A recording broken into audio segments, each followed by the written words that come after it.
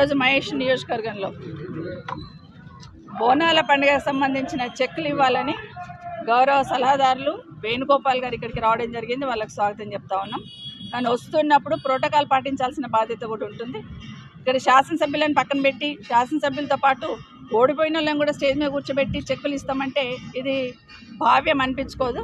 ప్రభుత్వ కార్యక్రమాలు ప్రోటోకాల్ ప్రకారం జరగాలనేది మనమే ఒక చట్టం చేసుకున్నాం.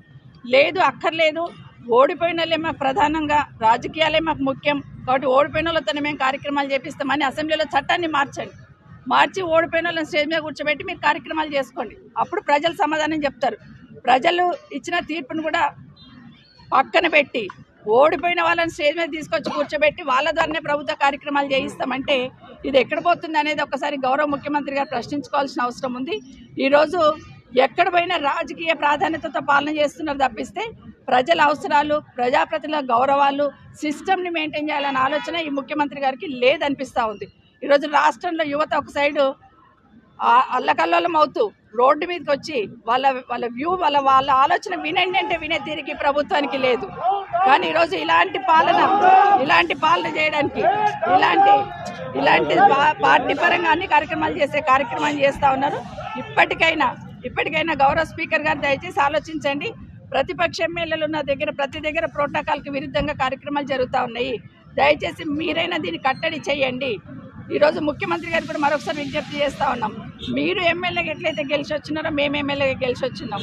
మీరు ఎట్లయితే ప్రజల ఓట్లతో గెలిచి వచ్చినారో మేము ప్రజల ఓట్లతోనే గెలిచి వచ్చినాం. మరి ఇక్కడ ఓడిపోయిన వాళ్ళని స్టేజ్ మీద కూర్చోబెడితే మీ నియోజకవర్గంలో మీరు కూడా ఓడిపోయినా స్టేజ్ మీద కూర్చోబెట్టుకోండి. అట్లా పాలన చేయండి. అంతే ప్రతి ఎమ్మెల్యే దగ్గర కూడా ఎమ్మెల్యేతో పాటు ఓడిపోయినోడు కూడా స్టేజ్ మీద ఉండాలంటే మీరు కొడంగల్లో కూడా మీతో పాటు ఓడిపోయినా కూడా స్టేజ్ మీద కూర్చోబెట్టి కార్యక్రమాలు చేయండి. అట్లా చట్టాన్ని తీసుకురండి. లేదంటే పర్యవేక్షించండి. భవిష్యత్తులో ఇలా జరగకుండా ప్రజలకు అందాల్సిన సామరస్యంగా అందేటట్టు. ప్రజలేం అమాయకులు గారు. ప్రజలకు ఏం చేస్తున్నారు, ఎవరు తీసుకొచ్చారు అన్నీ తెలుసు.